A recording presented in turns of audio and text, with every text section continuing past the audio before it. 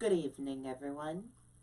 I'm Riley King, and welcome to the Riley King Newscast right here on the Riley King Network.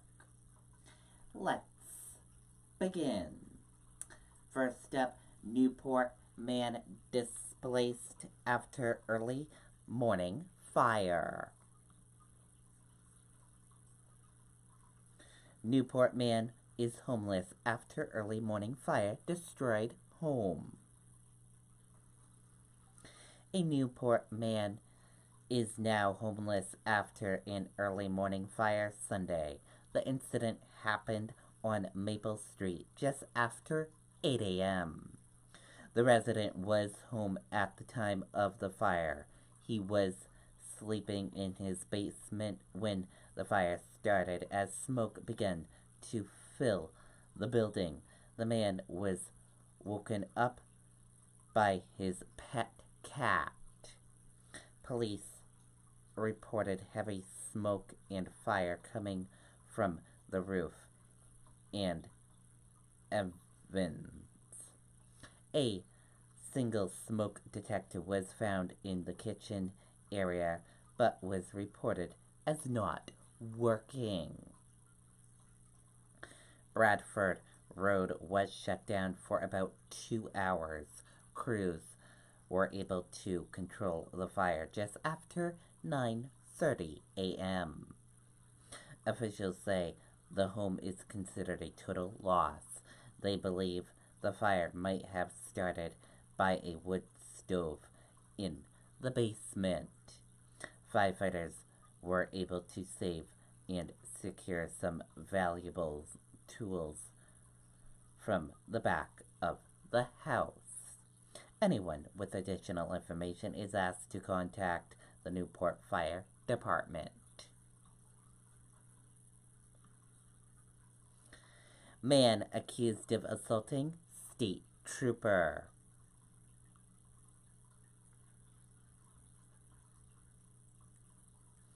A man is facing an assault charge after officials say he pushed a state trooper in Bow on Sunday. Justin Reed, 34, of Manchester, has been charged with assault on a police officer resisting arrest and obstruction governmental administration. State police said it began about 8:30 a.m. when a trooper pulled over a car on Interstate 93 southbound and arrested the driver, Amy Haynes, on a drunk driving charge. Reed, who was a passenger, got out of the car and demanded to speak with Haynes, who had been taken into custody, state police said in a press release. When Reed was told to get back in the car, he pushed the trooper, state police said. Troopers then tried to handcuff Reed, but they said he tried to get away. He was eventually stunned with a taser. Reed is due to appear in court on the charges later this month.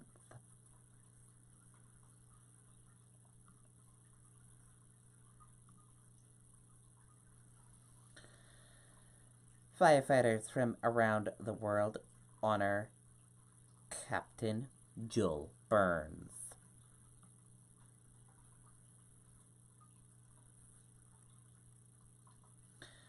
Firefighters from around the world honored fallen Berwick firefighter Captain Jules Burns at a memorial service on Sunday. Thousands of people attended the service at the Cross Insurance Arena in Portland. Burns, 32, died battling an apartment building fire in Berwick on March 1st. Burns served as a pre-dem firefighter in action and was a paramedic for the York Ambulance Association. After the memorial service, a private burial service took place for family members and members of the Berwick Fire Department. Burns's request that any donations being made in his name go to the Berwick Volunteer Firefighters Association in his memory. CO Kennebunk Savings Bank, 2 School Street, Berwick, Maine 03901.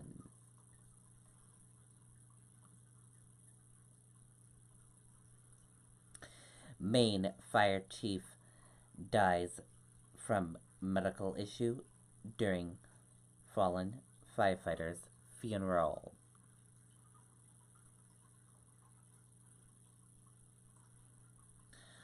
Oxford, Maine Fire Chief Gary Sacco died Sunday following a medical issue during the ceremony for fallen Berwick Fire Captain Joel Burns, fire officials told WMTW.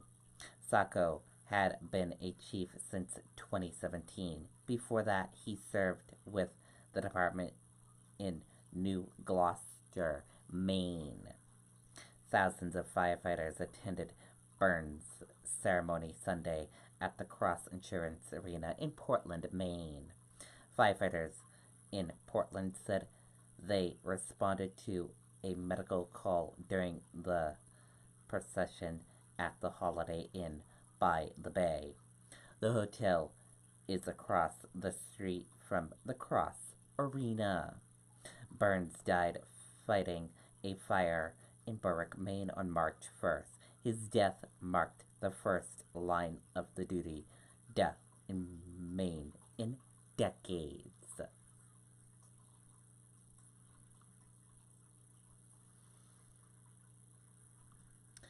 Soldier gets 7 life terms for killing wife. Virginia officer who graduated from Merrimack High School.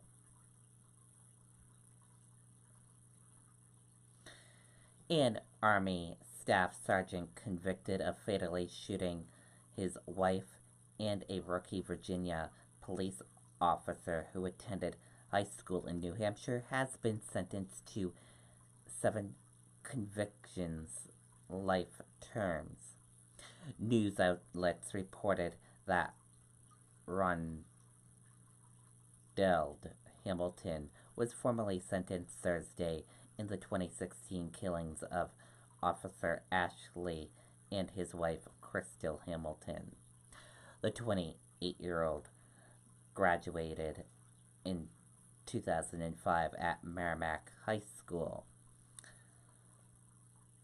She was working her first shift as an officer with the Prince William County Police Department when she responded to a domestic violence call at the Hamiltons' home in Woodbridge. The 2 other officers also were shot by Hamilton but survived. A jury spared Hamilton's life in October when it deadlocked on whether he should get the death penalty. During the sentencing hearing, Ashley's mother called Hamilton a vicious, cold-blooded, heartless killer. Hamilton wiped tears from his face during the hearing.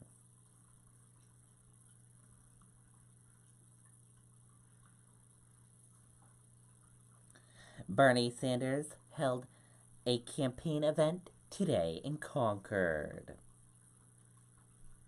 Sanders makes first visit to New Hampshire since announcing candidacy. Bernie Sanders continued his campaign for the Democratic nomination for president in the Granite State today. Vermont Senator held a rally in Concord and planned one in Keene later.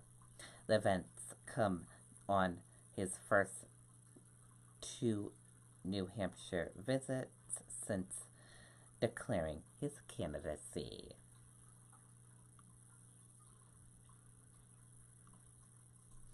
Budget showdown looms over Trump's expected request for border wall funding. Let's take a listen to the video from ABC News. I'm connected with my boys. Just pull on over, see my son's game, and I'm having a ball. There when it matters. Buy the new Galaxy S10 and get a Galaxy S10e on us. I'm ABC's John Parkinson at the White House, and you're watching ABC News Live. Just last week, President Trump declared a national emergency at the southern border in an effort to acquire more funds for the border wall that he wants to build there at the U.S.-Mexico border. Now today, House Speaker Nancy Pelosi said that they will vote on a resolution to terminate that national emergency next Tuesday, representing the first punch from House Democrats in this long fight ahead. More than 225 Democrats co-sponsored the bill. While some Republicans have expressed concern about the president's executive action, just one, Michigan Republican Justin Amash, joined the Democratic effort to terminate the national emergency proclamation.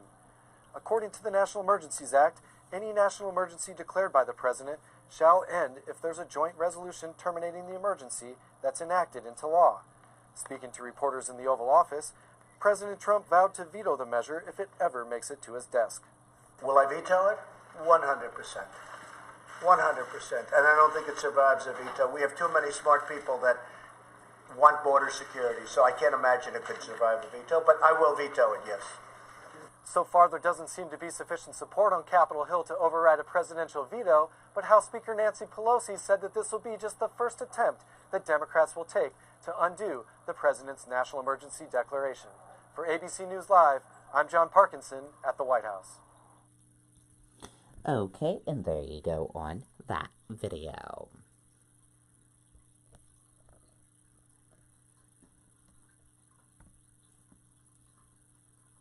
President Donald Trump will request an additional $8.6 billion in border wall funding as part of his administration's 2020 budget proposal, according to a senior administration official, potentially setting the stage for another government shutdown.